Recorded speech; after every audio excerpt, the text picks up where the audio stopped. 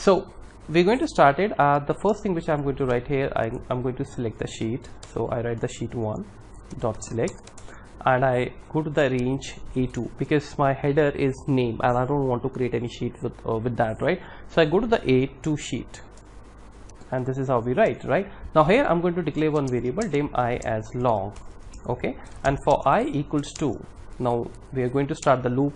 How many times I need to run this loop, that is also the first thing. Now you see that you really don't have any idea in this particular example, though I know that if I run from the Jan, then Jan, Feb, March, April, that means I need to run the loop 4 times, right? But I'm not going to make this code static.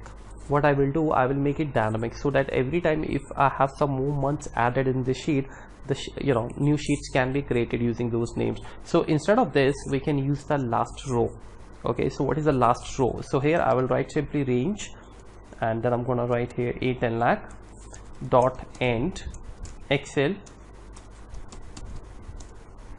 just 1 second, excel up dot row. This now syntax will generate the row number, right? So what now this line means? This line means that it goes to the 810 lakh first of all. So let's say it's on this 10,48,576, as just to understand the how this logic works. If I put my cursor here on this cell, which is 10,48,576, and I use the control up arrow. Now control up arrow is actually the Excel shortcut key. If you don't know about it, then let me tell you, it takes you to the last filled cell of the column. So it takes me to this cell. So if you record this in your macro editor, this shortcut key, when you go here in the developer and record, then you would find it the last row, that you would find the same syntax, sort of this very similar syntax, right? So this is the syntax which we have written. Now as we know that for is always followed by the next, so we cannot avoid that. So I've written here. Now what is the first thing I want to write? So I want to now create a sheet, and the sheet name has to be exactly the name which we are going to display here. So I'll write here cells and I plus 1, and the column is going to be 1 dot value equals to active sheet dot name. Let's say this is what exactly I want to do, right? Now see, first of all, the loop, when you are going to run the loop, you need to add the sheet. So this is how you add the sheet, sheets dot add, right? Now before, after, count, type as object, I mean it's a long syntax, right?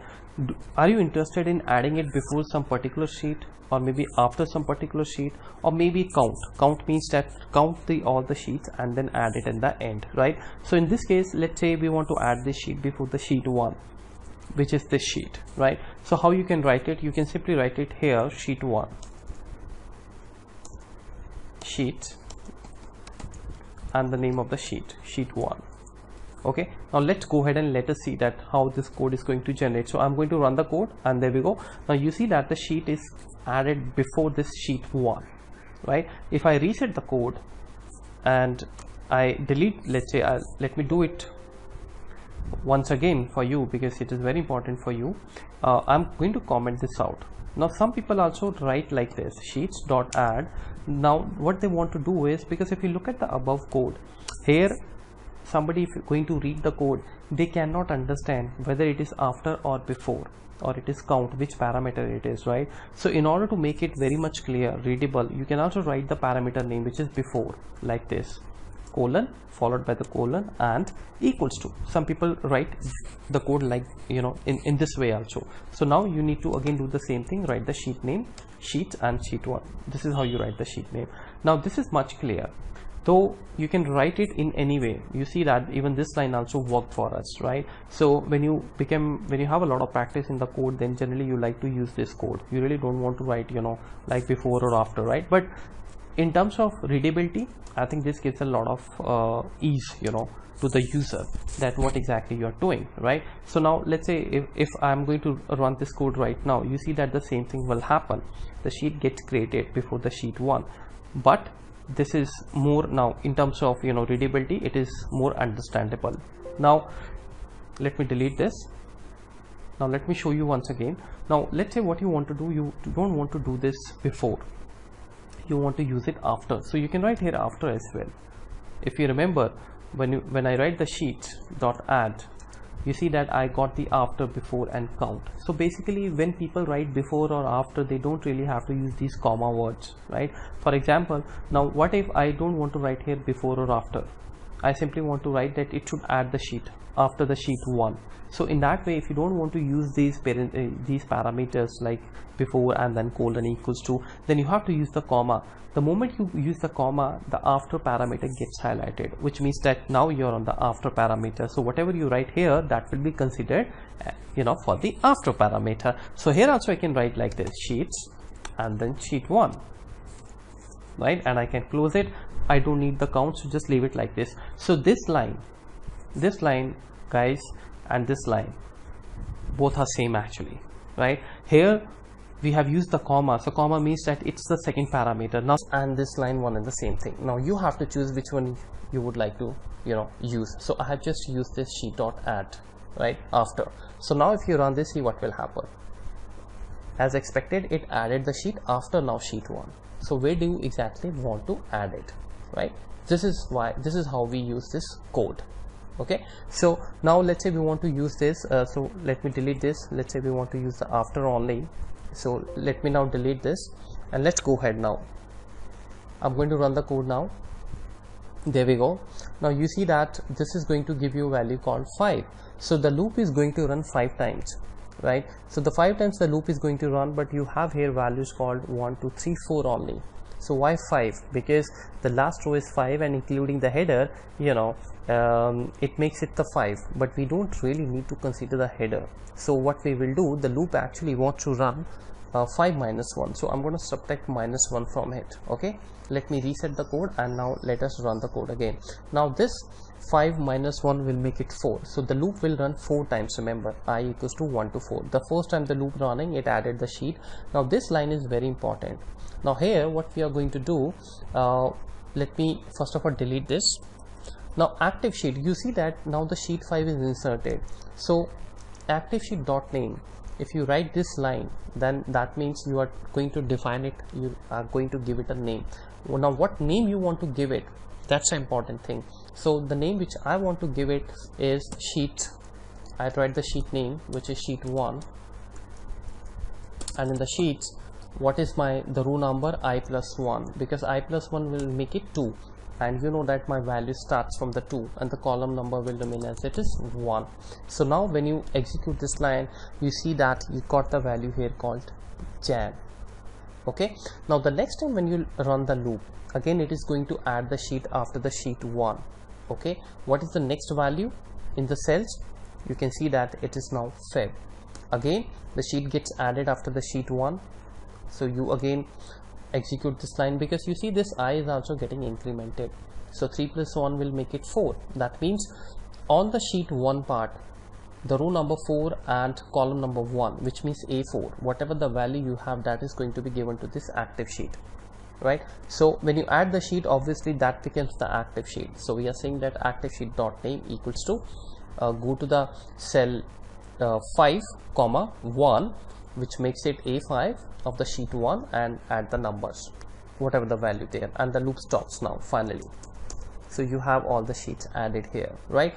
Now if you're wondering that why I have added here this sheet name, you see that if I delete this name, and if we are going to run this loop again, let me delete the sheets. Okay, now let us start the code again. There we go. The sheet added. Now look at this. This line will give you the error. Why? Application defined or object defined error. When you get this error, means that there is something which VBA is not able to find it out. It's not defined actually. Now have a look.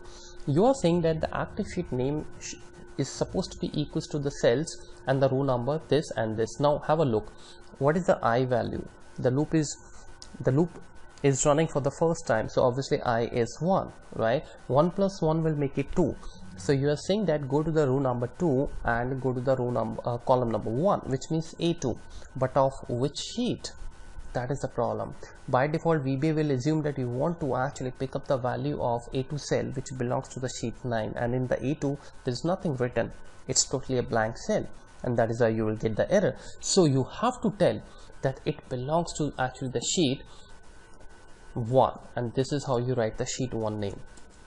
So what will happen, it will go in the A2 cell, it will go in the A2 cell of sheet 1 and picks up the value for you from there, right? So let me press F5 quickly, and there we go, we got all the sheets created.